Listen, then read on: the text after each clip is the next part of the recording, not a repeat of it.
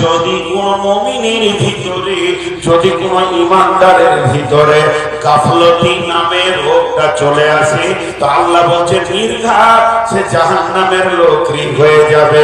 তাহলে প্রথমে দিবে গাফলতির চাবুক, যখন সে অলসতায় পড়ে যাবে তাকে তারা কাজা করাবে, তারপরে তাড়াহুড়ো, তারপরে আত্মতুষ্টি, তারপরে তকদীর।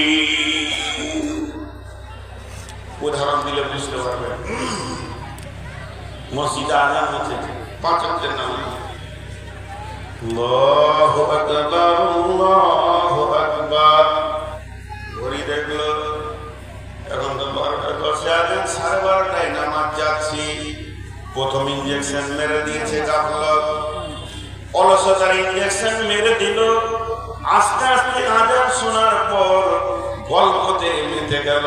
কিছুক্ষণ পর মসজিদের জানালা দিয়ে তাকবীরের শব্দ আসছে, কদ কামাতিস সালাহ কদ কামাতিস সালাহ, আল্লাহু আকবার আল্লাহু আকবার, লা ইলাহা ইল্লাল্লাহ। তখন সে বলবে আমি তো নামাজ জানি, আমি বুঝি।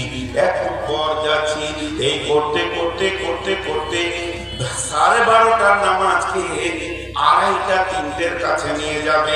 ওদিকে আসর কাছে আসবে, তখন তারা করে গোসল করবে, গোসল করে উজুটাও করবে এমন ভাবে যে উজুটা গ্যারেন্টি আছে কিনা যে ওর কবুল হয়েছে। হযরতে হাসান আর হোসেনকে ডেকে, হযরতে হাসান আর হোসেনকে ডেকে হযরতে আলী যখন মার্জে মওতে মুবতালা রয়েছে, তাকে তলোয়ার মেরে দেওয়া হয়েছে, শহীদ করার জন্য তাকে তলোয়ার মেরেছে। এবং হযরত আলী মৃত্যু অবস্থায় পড়ে আছে।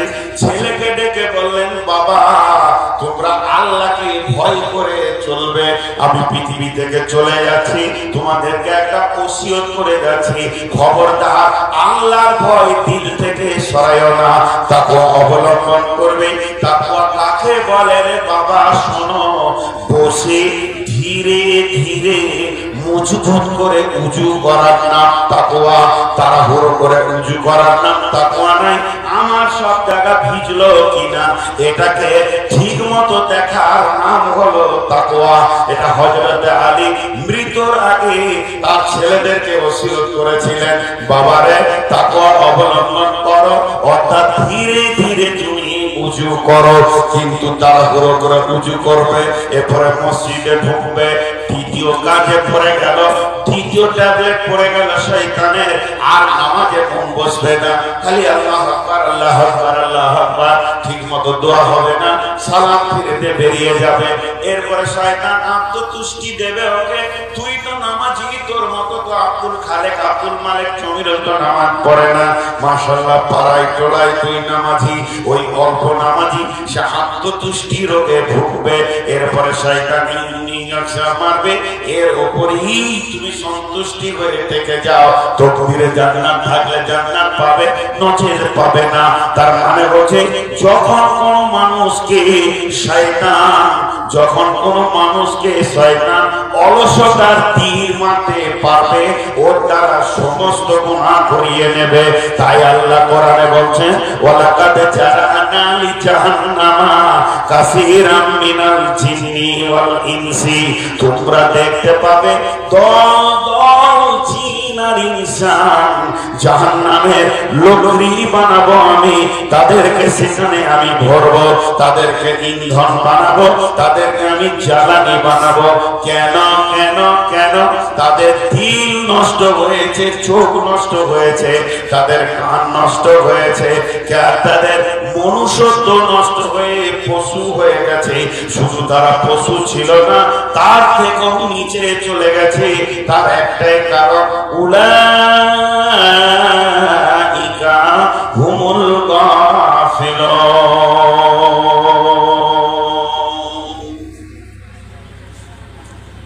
গাফলতি একটা মারাত্মক রোগ।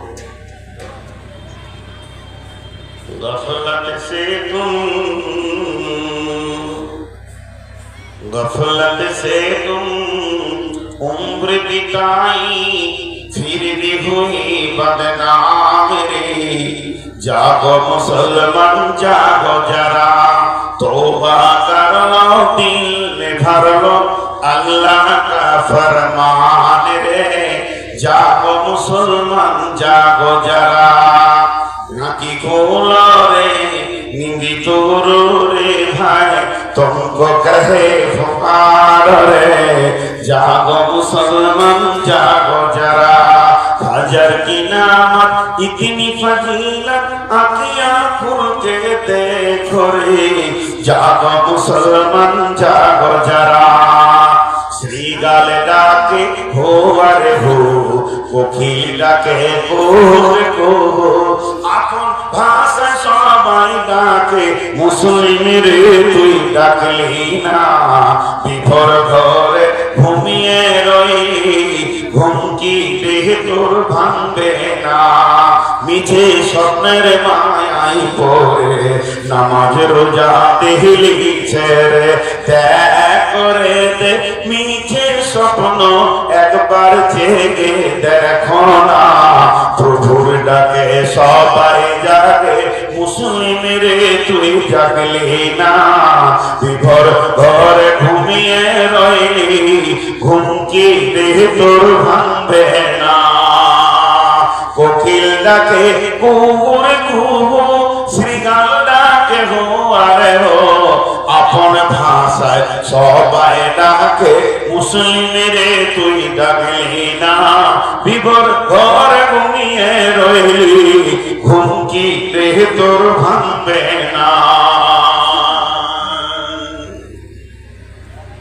চলেন আল্লাহ লোকগুলো একবার বলেছেন যেগুলো পর্যবেক্ষণ করি। প্রথম বলছে লাহুম কুলুবুন লা ইয়াফকাহুনা বিহা, দিল দিল দিল এমন একটা জিনিস যেখানে দিল না লাগবে ওই কাজ করতে মন যাবে না। আল্লাহ তাবারাক ওয়া তাআলা দিলের ব্যাপারে কি বলছেন? বিসমিল্লাহির রহমানির রহিম, সাআসরিফু আন আয়াতি আল্লাযীনা ইয়াতাকাব্বারুনা ফিল আরদি বিগাইরিল হাক্কি ওয়া ইন ইয়ারাউ কুল্লা আয়াতিন লা ইউমিনু বিহা ওয়া ইন ইয়ারাউ সাবিলার রুসুলি লা ইয়াত্তাখিযুহু সাবিলান ওয়া ইন ইয়ারাউ সাবিলাল গায়ি ইয়াত্তাখিযুহু সাবিলা, যালিকা বিআন্নাহুম কাযযাবু বিআয়াতিনা ওয়া কানু আনহা গাফিলিন। কত সুন্দর কথা আল্লাহ বললেন। সূরা আরাফের ভিতরে আল্লাহ বলছেন ওই গাফলতির কথা আবার তুলে বলছেন, বিশ্ব মানব রে তোরা শোন, মানুষের চরিত্র আমি তোদের সামনে তুলে ধরছি। এমন মানুষ পৃথিবীর বুকে অহংকারে বিচরণ করছে, যখন সে অহংকার করবে, গুনাহ করবে, আস্তে আস্তে তার দিল শক্ত হবে, দিল নষ্ট হবে। এর জন্য একজন বড় দার্শনিক বলেছে, বন্ধু চার জায়গায় বসিও না, তোমার দিল নষ্ট হয়ে যাবে। সেই চার জায়গায় বসতে মানা করেছে পৃথিবীতে। কোন জায়গায়? একজন এটা মুফাসসিরের কথা। সেই চারটা জায়গা হলো, এক নম্বর দুনিয়াদার আলেমের পাশে বসিও না, যে দুনিয়াকে চিপিয়ে ধরে আছে এমন আলেমের পাশে যদি তুমি বসো তোমার আখিরাত খেয়াল হবে না। দুই নম্বর বড় বকিলের মজলিসে বসিও না, ধনীরা যেখানে আছে, কুঞ্জ হারকিপ্টে মাল আছে, সেখানে তুমি বসিও না, তোমার দিলটা নষ্ট হয়ে যাবে। তিন নম্বর তুমি গান বাজনার মজলিসে বসবে না, গান বাজনার মজলিসেও বসলে তোমার দিল নষ্ট হয়ে যায়। চার নম্বর মহিলাদের ভিতরে বেশি বসা নিষেধ। মহিলা যেগুলো তোমার হারাম, যাদের সঙ্গে তোমার বিয়ে হালাল রয়েছে, সেই হালাল বিয়ে যেগুলো মহিলা, এদের মাঝে তুমি বিচরণ করিও না, তোমার দিলটা নষ্ট হয়ে যাবে। আল্লাহ তাবারাক ওয়া তাআলা সূরা তাকাসুরে বলছেন, আল হাকুমুত তাকাসুর, পৃথিবীর প্রাচুর্য তোমাকে আটকে দিয়েছে, তোমার দিলকে শেষ করে দিয়েছে। আল্লাহ তাবারাক ওয়া তাআলা বলছেন, এই পৃথিবীতে এমন কিছু মানুষ বিচরণ করে যারা ঘুরে বেড়ায় তাদের ভিতরে অহংকার এত পরিমাণে এসে গেছে, তাদের দিল নষ্ট হয়ে গেছে। যখন তাদের কাছে ইসলামের সঠিক পথের কথাটা শোনানো হয় এবং দেখানো হয়, তাদের কান আর চোখ কাজ করে না, এটাকে গ্রহণ করে না। যখন তাদের সামনে শয়তানের রাস্তাকে দেখানো হয়, বেঈমানের রাস্তাকে দেখানো হয়, তখন তাদের চোখ কান তীক্ষ্ণভাবে কাজ করে এবং ওটা কি গ্রহণ করে নেয়। আমার আল্লাহ বলছে এই ধরনের তাদের হলো কেন? তারা হকটাকে নিতে পারছে না, বাতিলটাকে নিচ্ছে। তার মানে তারা হিংসা ক্রোশ করে আমার দিনকে ছোট করতে চেয়েছে, তারা পারবে না। তবে শুনে নাও, তাদের ভিতরে অলসতা নামে রোগ ছিল, তারা গাফলতির ভিতরে পড়ে গেছে, পূর্ণ তারা অমনোযোগী ছিল। শুধু গাফলতির কারণে তারা কামিয়াব হতে পারেনি।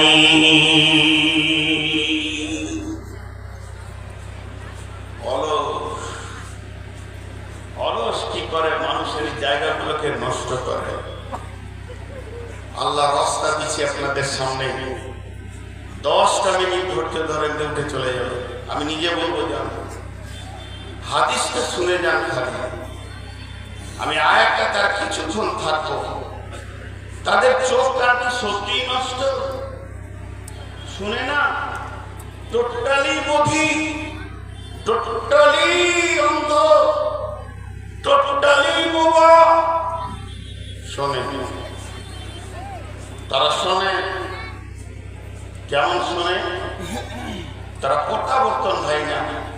আল্লাহ বলছেন, আল্লাহ উদাহরণ দিচ্ছেন, বিসমিল্লাহির রহমানির রহিম, মাসালুহুম কামাসালিল্লাযী ইসতাওকাদা নারান ফালাম্মা আতাআত মা হাওলাহু যাহাবাল্লাহু বিনূরিহিম ওয়া তারাকাহুম ফী যুলুমাতিন লা ইবসিরুন সুম্মুন বুকুমুন উমিয়ুন ফাহুম লা ইয়ারজিউন। তারা কেমন? তাদের উদাহরণ দিলেন আল্লাহ। শেষকালে আল্লাহ বলছেন, সুম্মুন বুকুমুন উমিয়ুন ফাহুম লা ইয়ারজিউন। তারা দেখতে পায় না, বলতে পারে না, শুনতে পারে না তা নয়, কিন্তু তারা প্রত্যাবর্তন হবে না, তারা কোনদিন ইসলামে আসবে না। তাদের মধ্যে ধৃষ্টতা আছে, বদমাইশি আছে। চলেন এরপর আল্লাহ বলছেন, উলাইকা কাল আনআম, তারা হলো চতুষ্পদ প্রাণীর মতো, গরু, ছাগল, ভেড়া, হাঁস, মুরগি। শুধু তাই নয়, গাধা, কুত্তা, শুকরের মতো। এবার আপনি বলবেন কি, তাহলে আমরা চতুষ্পদ প্রাণীর মতো বলে? হ্যাঁ, আল্লাহ এত দূর থামেননি। এরপর আল্লাহ বলছেন, বালহুম আযাল, তারা চতুষ্পদ প্রাণীর থেকেও নিচে চলে গেছে। চতুষ্পদ প্রাণীরা এদের থেকে ভালো আছে। আল্লাহ তাবারাক ওয়া তাআলা আমাদেরকে আশরাফুল মাখলুকাত বানালেন। আল্লাহ তাবারাক ওয়া তাআলা আমাদেরকে সৃষ্টি সেরা বানালেন। আল্লাহ তাবারাক ওয়া তাআলা জিবরাইল, মিকাইল, ইসরাফিল, আজরাইল ফেরেশতাদের থেকেও মানুষের ইজ্জত আপারে করে দিলেন। তারপরও এই মানুষ নামতে নামতে নামতে নামতে পশু হয়ে গেল। শুধু পশু নয়, পশুদের জগৎকে ক্রস করে দিয়ে পশু থেকেও নিচে চলে গেল। আল্লাহকে আবার প্রশ্ন করি, কেন এত নিচে গেল? আমার রব এক কথায় উত্তর দিয়েছেন, উলাইকা হুমুল গাফিলুন, এরা এত নিচে চলে গেছে শুধুমাত্র অলস নামে রোগটা ধরেছে। অলসতা বড় খারাপ জিনিস, অলসতা বড় খারাপ জিনিস। হাজি আমরা কুত্তার থেকেও নিচে। আস্তাগফিরুল্লাহ। আমি যদি আপনাদেরকে বলি গরু, আপনারা রেগে আমাকে বলবেন তুই গাধা, শুরু হয়ে গেল ঝগড়া। আমি বলবো তাহলে আপনারা ঘোড়া, ছুড়ে বলবেন তাহলে তুই কুত্তা, আরো নিচে করে দিলেন। ঝগড়া করে লাভ নাই, ঝগড়া করবো না। আমি আপনাদের কাছে একটা কষ্টি পাথর দিব, এরকম কষ্টি পাথরের নিঃসন্দেহে টান মারবে সোনা না চাঁদি না রানী না পিতল না কাঁসা বলে দেবে। তো কষ্টি পাথরটা এখন দিচ্ছি, সবাই নিজের নিজের গায়ে টান মারবো, দেখবেন এক্ষুনি আপনার বিবেকে আপনাকে আপনি বলবেন তুই গরু, তুই শুকরের থেকেও খারাপ। সেটা কোথায়? কোরআনের আয়াত। বিসমিল্লাহির রহমানির রহিম।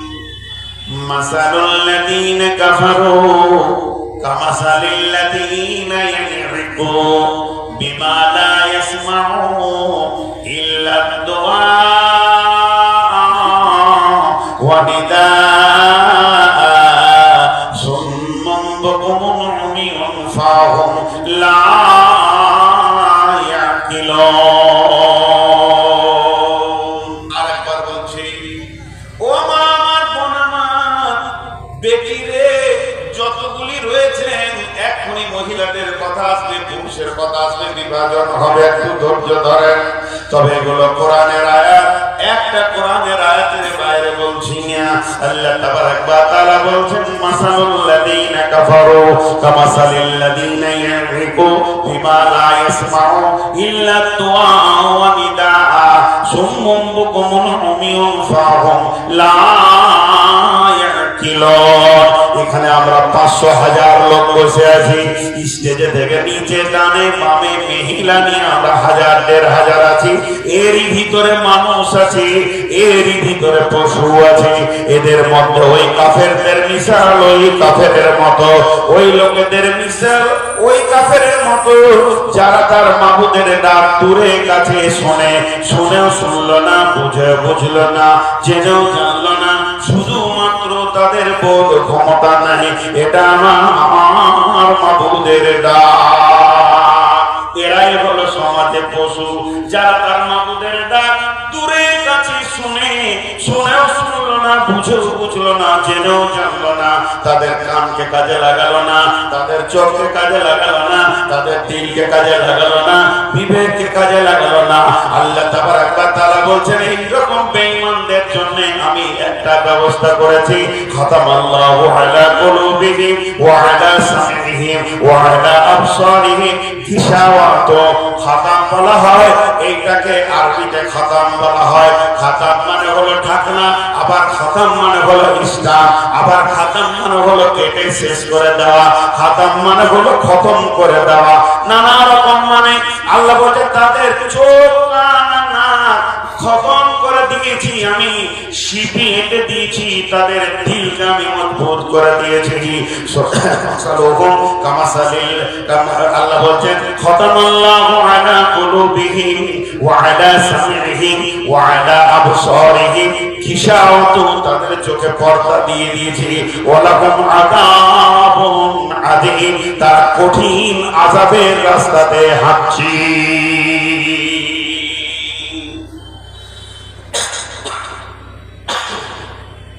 সারা জীবন নামাজ পড়েন না, রোজা রাখেন না, চোর লম্পট মাথা, জানাজা পড়ে আসলো, ও নিজে নামাজ পড়েন, এবার জানাজা হয়ে গেল, তারপরেও দেখবেন কিছু লোক জানাজাতে বলবে লোকটা ভালো ছিল, লোকটা ভালো ছিল, খুব ডাকলেই আসতো, যা বলতাম শুনতো, নামাজ তো ওটাকে ছোট করে দিলেন, ভালো ছিল।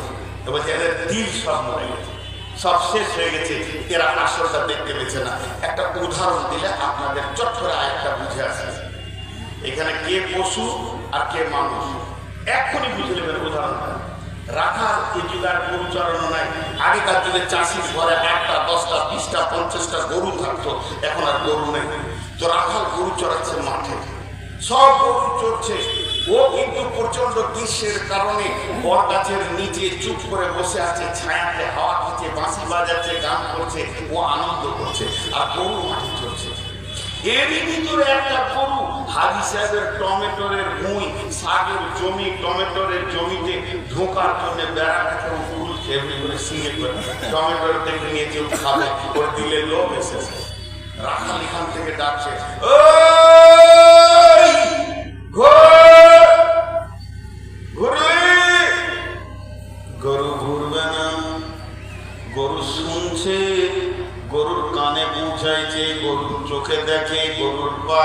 গরুর দিল বলছে একটা শব্দ আসছে, কিন্তু গরুর বিবেকে এই মেশিনটা নাই, ধাবন শক্তি নাই, বুঝার ক্ষমতা নাই, ঘুরল না। কিন্তু ওই রাখালের একটি বাচ্চা, 5 বছর 7 বছরের বাচ্চা, 8 বছরের বাচ্চা, সেও টমেটোর দেখে নিয়েছে লাল লাল ঝুলছে, চুরি করবে। তার দিলে মনে এসেছে বেড়াটা খুলছে, টমেটোরে হাত দিতে যাবে, পেছন থেকে তার মালিক ডেকে দিয়েছে,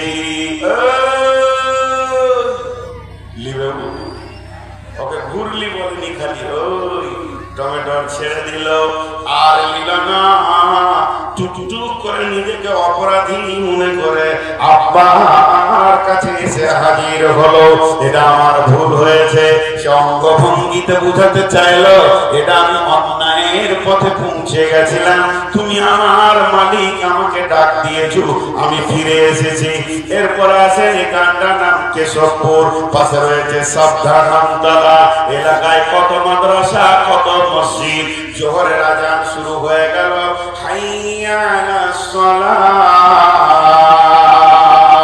শুধু করম দিঘি নয়, দিনাজপুর নয়, উত্তরবঙ্গ দক্ষিণবঙ্গ তোলপাড় হয়ে গেল। কার ডাকে? মাবুদের ডাকে, আল্লাহর ডাকে তোলপাড় হয়ে গেল। এই ডাক শুনে যতজন কাজ ছেড়ে দিয়ে মসজিদে আসলো, মেয়েরা নিজের নিজের কাজ ছেড়ে দিয়ে উজু করে মুসল্লায় আসলো। মাবুদের ডাক শুনে যতজন হাজিরি দিল, আল্লাহ বলছেন এরাই হলো সমাজে মানুষ। আর মাবুদের ডাক শোনার পর যারা মসজিদে আসতে পারলো না, এরাই হচ্ছে সমাজে শুকর কুত্তার থেকেও নিকৃষ্ট মানব।